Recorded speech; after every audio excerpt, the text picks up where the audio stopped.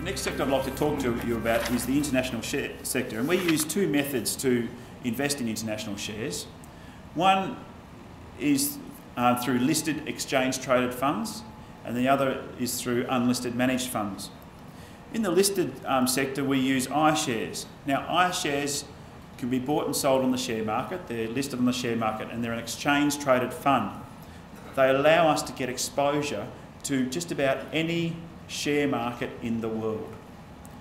Now, through our research, we've devised a 50-50 blend of the Standard & Poor's Global 100 Index and the MSCI Emerging Markets Index as an appropriate exposure in this way. It gives a liquid exposure and a broad exposure to the global share markets of the world, but at a very low cost.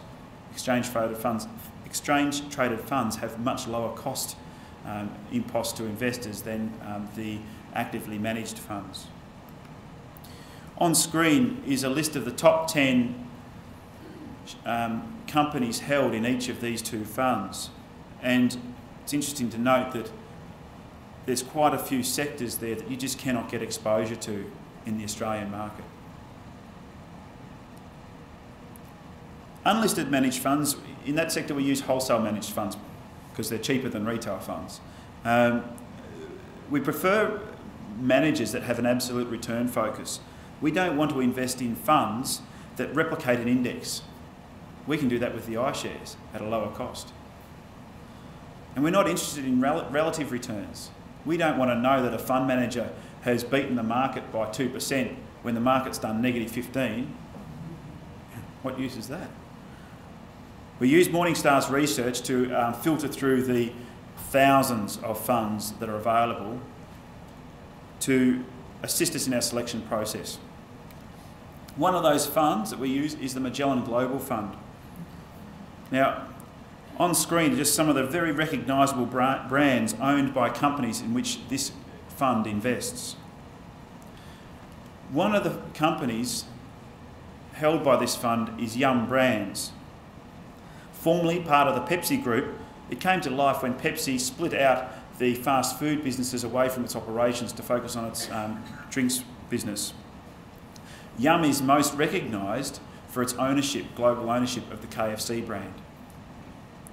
Now, one could be excused for thinking that KFC is an American shop that sells fatty chicken. However, a significant proportion of KFC's revenue and profits are now generated from the Asian region, in particular China. In China, they're opening 40 stores a month, and each store is generating a return on capital of 40%. Not a bad investment.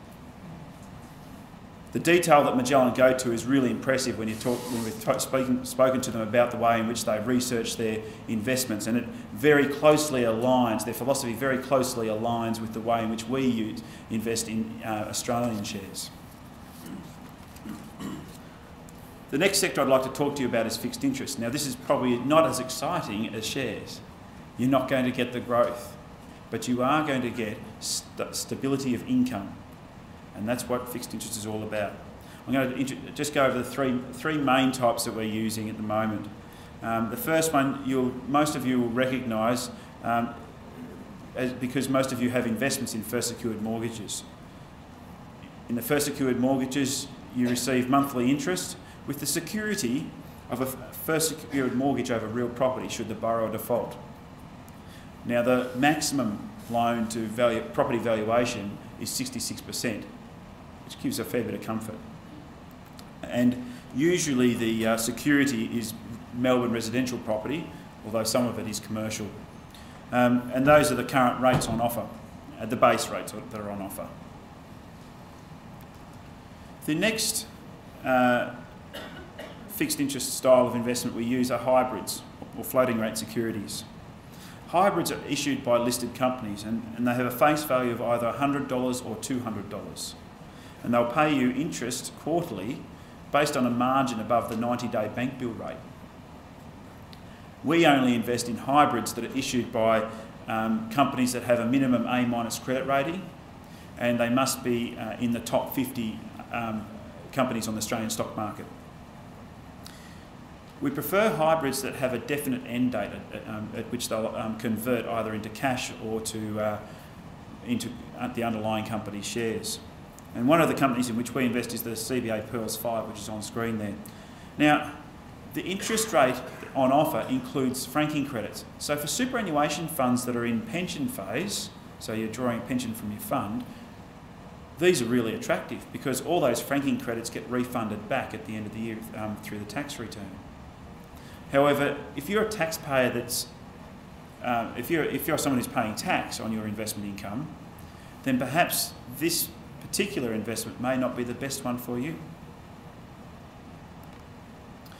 Now, with term deposits, we'll only invest in term deposits where the bank has a minimum A- credit rating again, and this is somewhat redundant at the moment with the government guarantee that's in place on retail deposits. However, that ends in less than a year's time. The rates on offer, they're pretty competitive. These are current rates. But we've got to be a little bit careful about locking ourselves away into longer term rates. They might seem attractive now, but if we're in a rising interest rate environment, then locking in for 5 years might be just a little bit too long. We generally have a weighting in the fixed interest part of the portfolio of about 80% mortgages, 20% hybrids. But once again, this is very dependent on the particular client, their objectives, and what we're trying to achieve in terms of income, growth, and whether they're paying tax. Finally, I'd like to talk to you about the property sector. Now, you can get access to property in a myriad of ways: listed property trusts, unlisted property trusts, directly purchasing property. So let's go through some of those. For the listed property trusts, we use the Street Tracks Listed Property Trust, which is an exchange-traded fund. And the top 10 holdings of that fund are shown there on the screen. This provides a liquid exposure to the property market because you can buy and sell units in this particular trust on the share market. But therein lies a problem. Because it's listed on the share market, it's subject to the same emotional aspects as the rest of the share market. And many times, the underlying fundamentals of those properties owned by those particular companies there just aren't reflected in the value of the units being traded. So then we turn to unlisted property. And there's an absolute array of managed funds and syndications that you can use to get exposure to property. And frankly, many of them have had a terrible experience in the last 3 years, mostly due to debt. A common theme when considering investment into unlisted managed funds is the fund gearing's got to be less than 50%. You've got to have quality tenants. And there's got to be a high degree of occupancy, which is pretty fundamental for property investment anyway. For direct property, the asset's really got to be appropriate for that particular client. When buying a direct property, it's a very large outlay. And so that client, it has to be absolutely right for that particular client in terms of liquidity, return on income, growth. It's very, very specific. And each asset has to be assessed on its merits. So let's bring all that together and look at how we use all that information to then make an investment portfolio. And it's best done through a bit of a case study. Jack and Jill are 60 and they've recently stopped work having sold their business. And the proceeds of that sale ended up in their super fund. So they've got cash in their super fund. They need $150,000 a year to fund their travel and living needs, but they also want to preserve the value of that money. They don't want to spend it all because they do want something to go to the children. Now, the main asset sectors here, the rates of return that we've used in this table are based on long-term historical rates of return for those asset classes. So the first step is to put together a mix of asset classes to provide an end rate of return for that particular investment portfolio. And as you can see, the income needs are met. This portfolio should provide income of around $156,000 a year. Now, when we're looking at direct investment, one of the great advantages of direct investment is that we have a high degree of predictability in this income. It gives great comfort when we're building portfolios that we can trust the assets to do their job.